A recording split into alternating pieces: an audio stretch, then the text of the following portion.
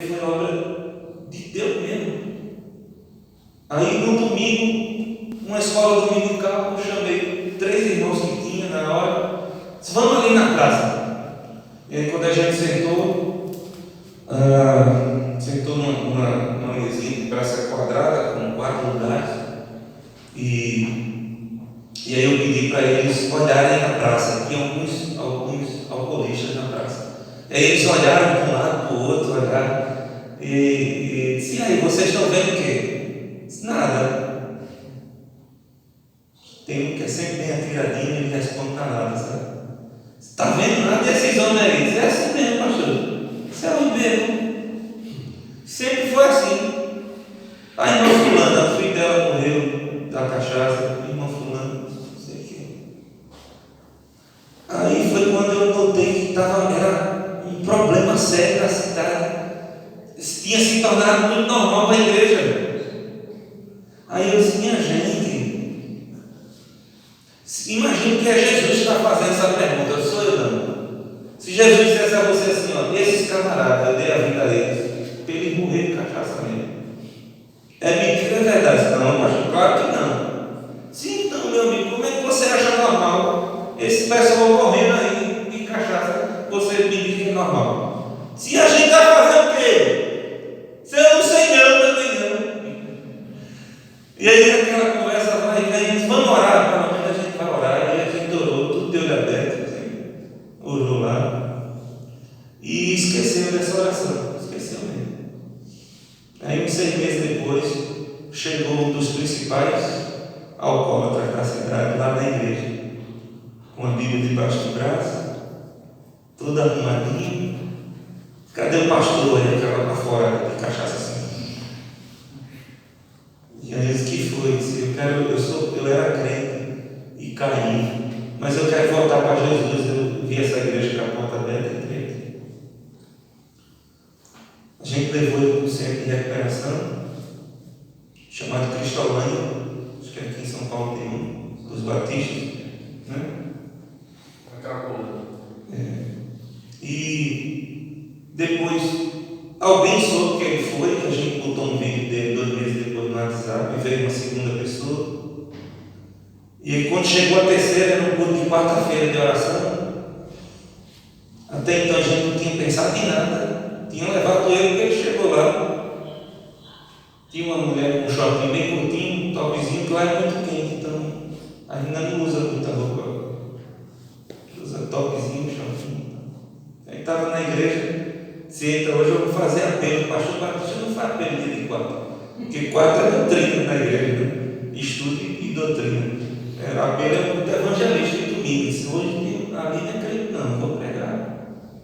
E aí, quando terminou o culto, ela não tinha ido para o culto, ela tinha ido para falar comigo. E ela conta a história do irmão dela. E quando ela termina a história, ela diz assim: a gente quer ajudar meu irmão, a gente não sabe mais o que fazer.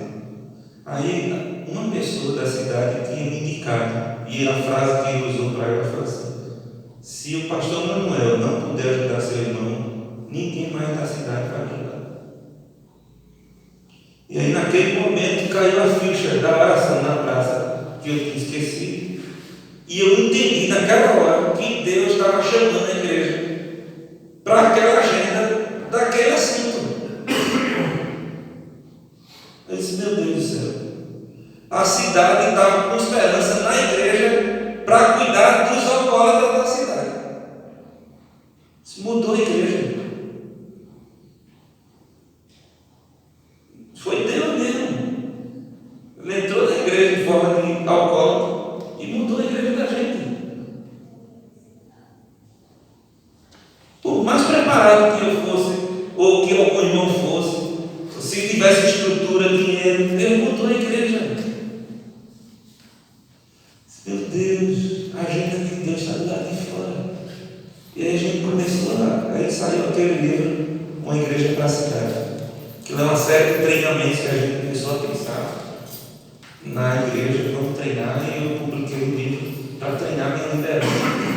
E até hoje me serviu para muita gente. Uma das coisas interessantes lá, quando eu cheguei em 2012, a igreja tinha 5 pessoas, frequência de culto. Ela tinha 22 anos de organizada. O mais jovem tinha 42 anos, que é Jaziel, que é esse jovem aqui. E o Jaziel foi o que fez a pergunta sobre se isso foi sempre assim e tudo mais. Aqui é o patrimônio da igreja, não sei se está dando para ver legal. É um terreno 12 por 30, um prédio lá no fundo do terreno. E aqui é uma imagem de dentro no culto de domingo, de dentro desse prédio que está lá no final. E aí a gente encontra essa igreja e começa a trabalhar com ela numa visão de igreja para alcançar pessoas, anunciando o Evangelho. Os 2 primeiros anos foi evangelizando bastante. Hoje continua, mas era o foco principal. Depois a gente pensou em construir uma estrutura que servisse a cidade, não só a igreja, que foi uma outra entendimento que a gente teve. Então não vamos construir igreja só para a gente, não. Vamos construir um prédio para servir a cidade. Sabe por quê? Porque se você notar, os nossos prédios de igreja, eles passam a maior parte do tempo fechado. A gente usa pouquíssimo. Então a gente começou a criar uma forma de construção que pudesse servir as pessoas também. Lógico, os projetos, as coisas que acontecem é de acordo com o que a gente acredita. A gente não bota ninguém lá para fazer uma festa de forró. Então o prédio é para usar para a comunidade, mas de acordo com o que a gente professa de fé, entra nesse aspecto. Mas a gente faz de tudo para ele ficar sempre aberto. Porque a gente acredita que a igreja, quando está com as portas abertas, o reino de Deus está sendo anunciado.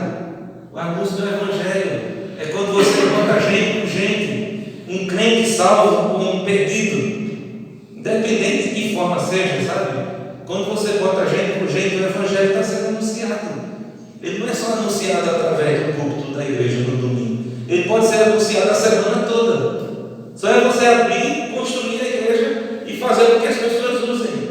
Os cristãos com os não cristãos têm contato através de um serviço.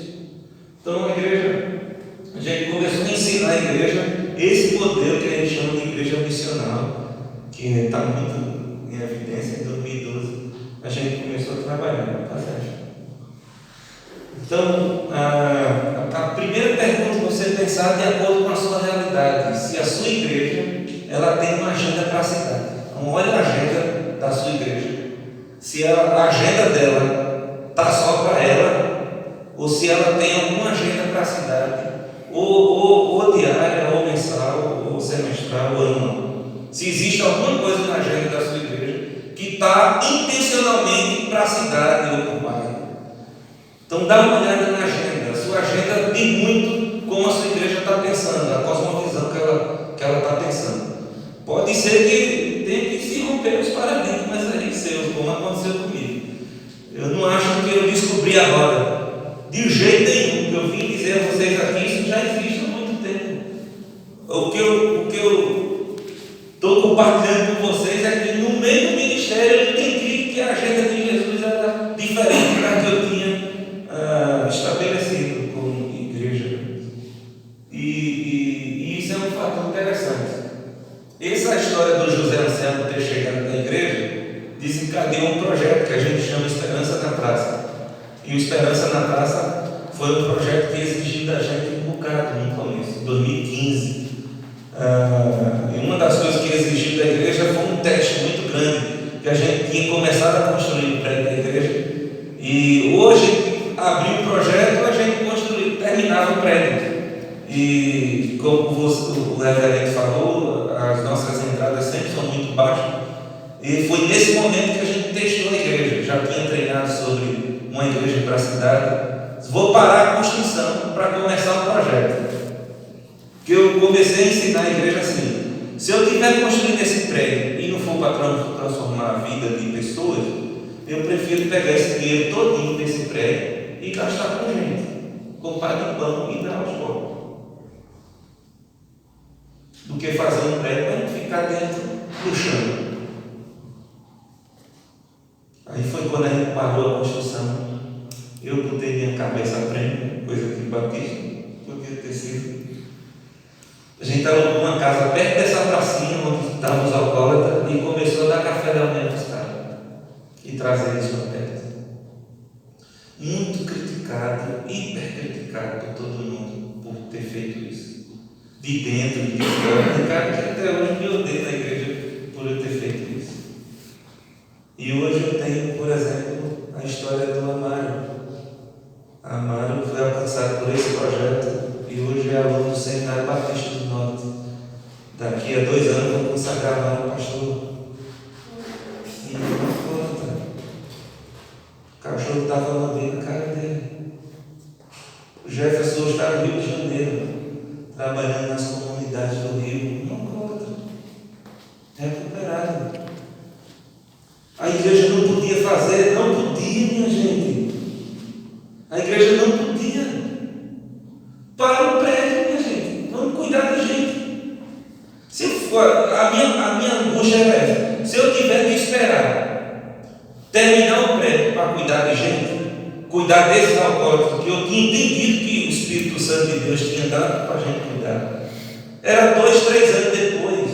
Esses 2, 3 anos, se morresse um, eu ia me culpar o resto da vida. Eu não ajudei o cara. Então para, porque eu não quero dar esse peso para mim.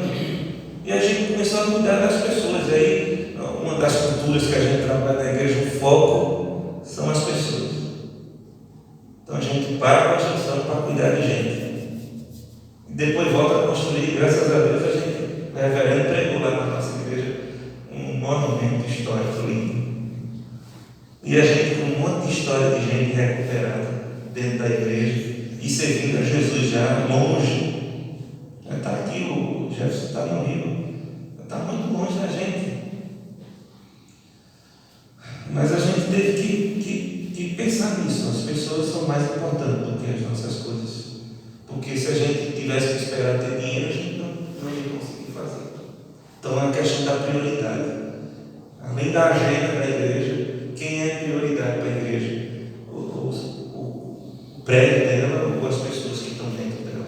Porque isso também muda a nossa agenda, nosso olhar como igreja. Isso reproduz a nossa missionalidade. Se você vê em Jesus estava preocupado com as pessoas. Ensinava na sinagoga e ia cuidar de quem estava doente. Passa aí. Uma coisa interessante. Quando ele ensinava nas sinagogas, ensinando o Evangelho do Reino, eu gosto de pensar sobre isso, principalmente hoje na igreja brasileira. Que tipo de Evangelho está sendo ensinado? Porque a gente sabe que está muito plural. Isso é uma questão cultural. A pós-modernidade é pluralista. E a gente, sem notar, também aderiu em pluralismo, pensando vários tipos de Evangelho diferentes. Um Evangelho, se não tivesse entrado em Jesus, não foi o Evangelho que foi pregado. Quem diz isso é o Tim Keller. Ensinar Cristo em cada texto. Se não chegar até Jesus no sermão, não foi um sermão. Não foi o Evangelho. Foi uma palestra de autoajuda. 10 coisas que você tem que fazer para melhorar, para chegar no sucesso. Isso é autoajuda. É legal de ouvir. É maravilhoso ouvir, minha gente. Eu não estou dizendo a vocês que é ruim, não. Mas não foi o Evangelho. E aí, a única coisa que é eterna, que pode durar para sempre, é o Evangelho. A autoajuda para a gente, ela alimenta a gente naquela hora, mas depois a gente vai precisar de mais um pouquinho de placebo para continuar acreditando. Evangelho não, ele chegou é eterno, velho. O Evangelho chegou é eterno. Então, quando subir no púlpito para pregar, encontra Jesus no sermão e chega, a gente chama de mensagem cristocêntrica. Então, a mensagem lá da gente é só focar em Jesus. Um anúncio da mensagem foi importante, porque quais foram os temas que começaram a chegar na igreja? Reino de Deus, amor. Eu tenho uma série de mensagens que eu preguei, foi 3 meses só amor. Foi amor para tudo que é lado. Foi tanto amor que a gente não aguentava mais. Eu acho que a gente não aguenta mais. Já aprendeu sobre unidade, que a gente está tentando pregar tanto. Eu participo de um conselho de pastor lá no Cabo, do conselho de pastores. Também é a mesma luta. Uma igreja com 200 mil habitantes, 50% é evangélico, a reunião é com 20, 30 pastores. Deve ter mais de 200 na cidade, certamente. É a mesma luta de vocês. Mas quando você prega sobre Jesus, os temas que vai surgir da sua mensagem é humildade, é obediência, é unidade. Você vai encontrar isso em Jesus. Se você pegar os 4 evangelhos e olhar para Jesus, vai dar isso. Se você pegar de Atos até Apocalipse, os apóstolos só pregaram Jesus, Pedro só pregou sobre Jesus, Paulo só pregou sobre Jesus. Jesus foi o centro do sermão. E Jesus está andando ainda, se você for em Apocalipse, nos primeiros capítulos de Apocalipse, Jesus está andando nas igrejas. Está lá dizendo, eu estou andando nas igrejas aí, manda para as 7 igrejas da Ásia que eu estou dentro delas. E ele continua dentro das nossas igrejas também, pensando em Jesus. É o centro da mensagem. A mensagem para a cidade é o Evangelho de Jesus. Que todo mundo está seguindo tudo. E quando você aponta para Jesus, é o eterno. É o eterno diante do pecador. Aí a gente se coloca no lugar da gente, quando a gente se encontra com Jesus. Enquanto a gente não apresenta Jesus às pessoas, elas vão ficar com o nariz empinado. Vai ficar todo cheio de queixão. Queixão aqui, vocês estão entendendo, né? Não feio, não. Queixão é assim, bravo. Sabe essa coisa? Até para saber aí, Pernambuco. Um outro trechinho do texto, ele curava todo tipo de enfermidades e doenças. Todo tipo de enfermidade. Todo. A igreja de movimento na cidade é uma igreja de boas obras na cidade, em todas as dimensões do ser humano. Hoje existem as enfermidades biológicas, mas segundo quem assistiu aquela série sobre a mente, sou muito ruim em inglês, onde eu aprendi inglês é ponto lá no meu interior. Sobre a mente, 80% das doenças elas são emocionais, que somatizam e viram biológicas. A igreja precisa voltar a focar nisso. A gente está cheio de gente na igreja, cheio de trauma, cheio de neurose. Sabe um projeto muito legal que está surgindo aí no Brasil? A partir lá de Fortaleza, do Armando Bispo, é o Celebrando a Restauração. São grupos de apoio sobre determinados temas. Que isso é uma escuta, é sentar e ouvir e ter compaixão, sabe, graça e ajudar as pessoas a saírem. O índice de suicídio é resultado de doença emocional, de perda, de luto, de ansiedade demais, de tudo isso. Então, as enfermidades, quando você pensar, elas não são só enfermidades biológicas. Jesus não curava só paralítico. Ele ministrava sobre a ansiedade. Por que vocês estão ansiosos? Olhem o rio dos campos. Não trabalham nem filho. Calma aí, gente boa. Acalmar. Isso é evangelho. A crise de muita gente sobre o evangelho integral, né? A missão integral. A missão integral não é no sentido partidarista da coisa. A missão integral tem a ver com o homem todo. O homem fisicamente. Ensinar, por exemplo, a gente que esse bucho está errado, esse bucho quebrado está errado na gente. A gente tem que cuidar da saúde. A ponto, se Jesus deu a gente 80 anos de vida, eu não vou conseguir chegar porque eu estraguei minha vida por um ano. É pecado que eu faço, minha culpa. Questões emocionais, doenças espirituais, minha gente, vocês sabem que tem gente que morreu espiritualmente. Eu preguei um dia desse na igreja, os irmãos ficam tudo desesperados assim. Minha gente, tem gente que está vivo e está morto. Perca a fé e você morreu, mesmo vivo. Perca a fé em Deus, isso se chama morte espiritual, doença, que a gente tem que ensinar as pessoas e levar elas até Jesus para curar, que é o único que pode curar a gente. A forma que a gente trata, por exemplo, a nossa natureza, o nosso universo, o meio ambiente, o planeta, também é resultado da queda. Tudo está ligado.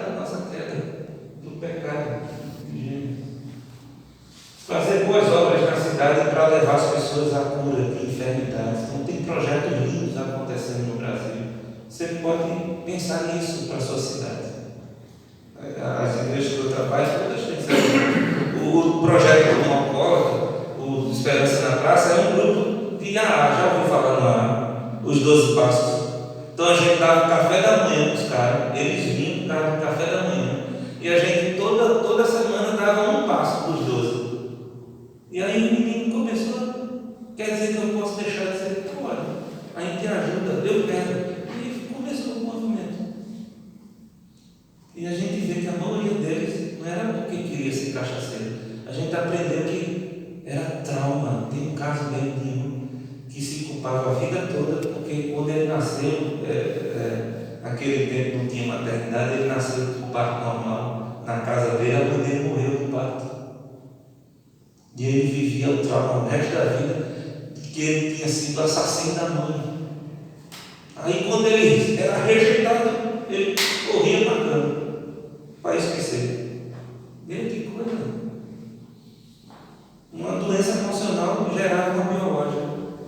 Então essa coisa que a gente tem que discernir isso também hoje, para levar Jesus para curar as enfermidades das pessoas. Isso é uma ação na cidade. Um modelo que a gente encontrou como igreja lá. Estou espiando. Um dos valores que a gente tem são as estruturas.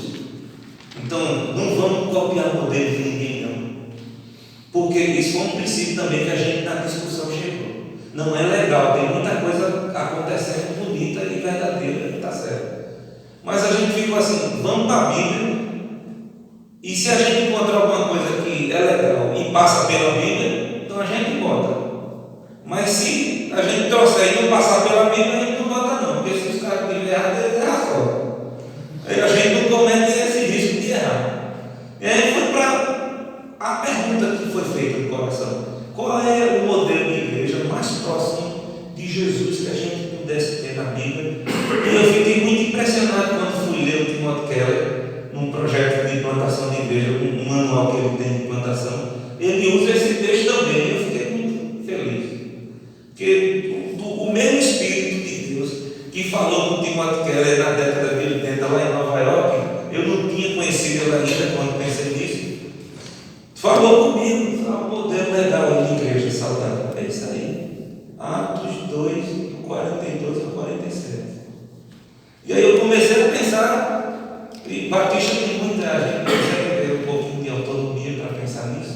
Sei que algumas denominações têm dificuldade. A gente começou a pegar os elementos que Lucas está descrevendo na igreja de Jesus naquele tempo. Pegou o capítulo 2 todo e começou a fazer uma que eu chamo de exegese. Está dizendo, não, pastor? Eu não faço exegese, eu faço exegese. É uma exegese com heresia junto. Não junto um negócio desse. E deu isso aí, gente. Os batistas estão trabalhando no que a gente chama de princípios. Aí trabalhava 5 princípios, aí eu peguei essa ideia dos princípios, peguei esse texto e peguei deles os 5 principais que estavam muito claros lá naquele texto. E quando eu fiz a junção, ficou um negócio muito impressionante. Ficou 5 A's, que eu estou dizendo a vocês copiaram, nada disso, é só vocês, só para provocar aqui. Como eu cheguei numa transformação da igreja que eu estava. E aí eu notei que esses 5 princípios, eu estou escrevendo um livro sobre eles agora para outubro, eles é muito didático, porque eu tive uma crise em Camila. Eu me acho professor, eu gosto de ensinar. E aí quando eu fazia os treinamentos com os irmãos, era para ter umas 15, 20 pessoas, só ia 3, só ia 2. Bateu uma crise, eu vou embora, essa igreja não quer me ouvir. O pessoal me chama para dar palestra aí, sei lá. E a minha igreja não quer me ouvir. E eu não entendia que isso era a leitura do meu contexto. Então a cultura do povo lá não gostava muito de estudar, sabe? Essa coisa. Tinha muito analfabetismo na época. E aí o que foi que eu fiz? Eu saí do modelo da pedagogia, do mestre falando com os alunos, e criei projetos dentro desse universo aqui para ensinar eles a fazer. Eu mudei só o jeito.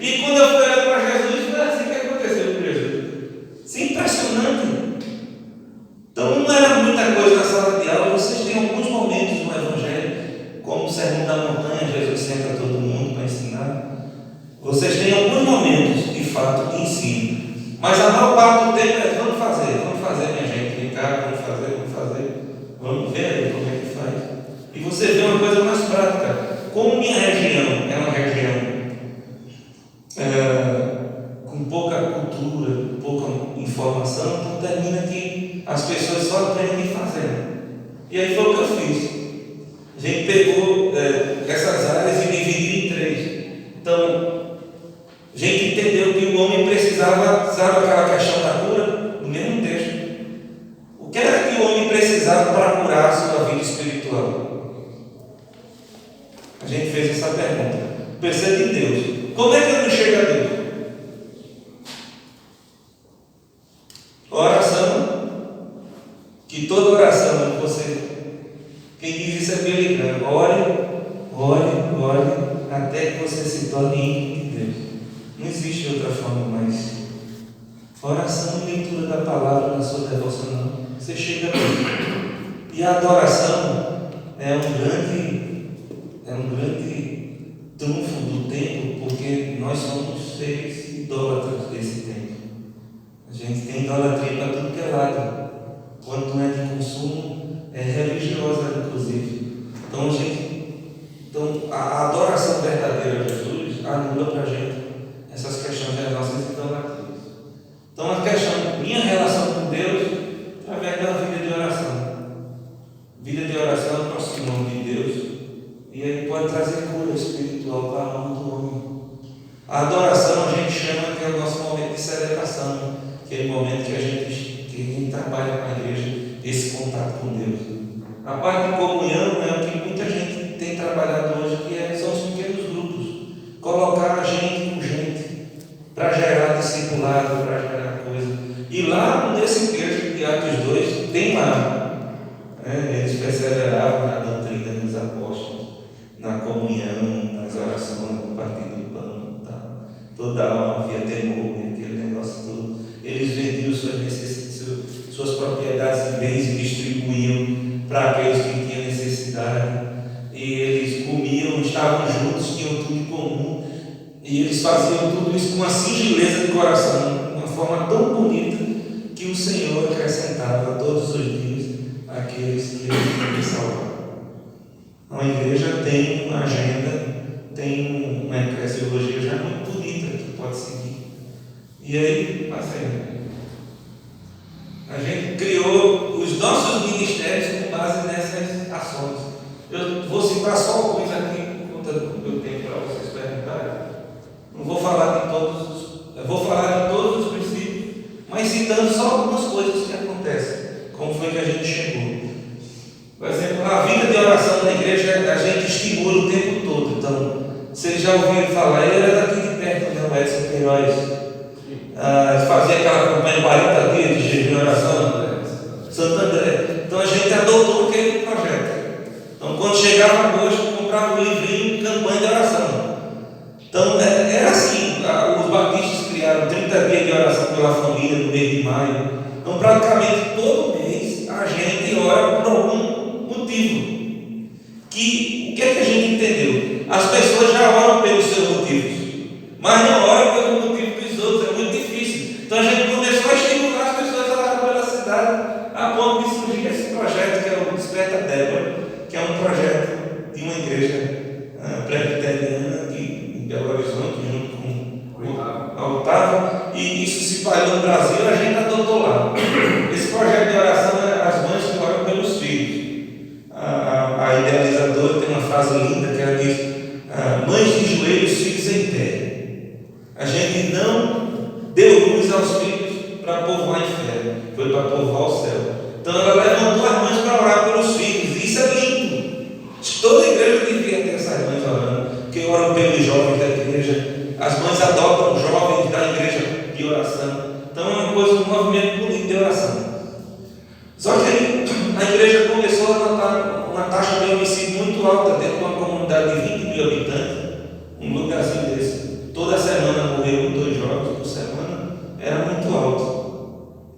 E a gente participa de um projeto de Recife chamado BR Paz, que criou um projeto chamado Capelania da Cidade. Foi quando morreu o primeiro jovem, o Bruno, 6 tiros, e eu fui fazer o culto fúnebre dele, porque os evangélicos não fazem aquela oração o menino que tinha problema com droga, né? Só faz oração para crente. E aí na minha cabeça, eu sei que pode ser chocante para muitos de vocês, mas na minha cabeça não tem mais o que fazer por ele. Por ele não tem mais o que fazer. Nenhuma oração é para o defunto. Toda oração é para os que estão vivos. E aí eu fui orar pela família. Minha gente, foi um choque, foi outro choque. Por isso que eu acredito muito nesse ministério de andar na cidade, como Jesus fazia. Essa compaixão que vem no coração da gente é porque a gente tem contato com a realidade. E aí eu lembro do caixão, as casas lá são pequenas. Eu fui oferecer para ele fazer na igreja, que era maior, e não quiseram, que a cultura é não. Morreu, eu saí de casa para o cemitério, cultura de interior. E eu lembro, eu fiquei do lado do caixão, menino, 16 anos, menino novo. Eu lembro o pai assim, aí quando eu olhava para o outro lado, aí estava a avó, o avô, a mãe, algumas meninas chorando. A mãe entrou em depressão até hoje ainda. E aí eu vi aquela cena assim, que foi chocante para mim. Quando morria um delinquente da cidade, na cabeça da maioria da gente, morreu um bandido, consequência. Era bandido, era maconheiro, era ladrão. Então é o que a maioria da sociedade reproduz. E isso foi consequência mesmo, ele era do envolvimento com o tráfico. Mas quando eu olhei para a família, eu vi gente chorando por um bandido que para ele não era bandido, era filho. E tudo mudou. Se minha gente tem alguma coisa, quando morrer um jovem, vamos sentir compaixão, vamos lutar mais. Aí a gente pegou o despertadero que já existe.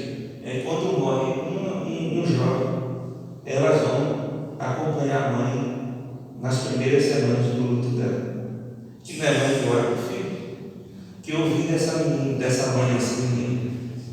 Eu nunca orientei ele a fazer o que ele fazia. Eu posso ter errado na criação que resultou nisso, isso eu sei. Mas eu nunca mandei ele usar droga e tentar nada por aí. Então você nota que os pais também são vítimas daquela escolha, daquele jovem. E aí a igreja abraça a cidade assim. Eu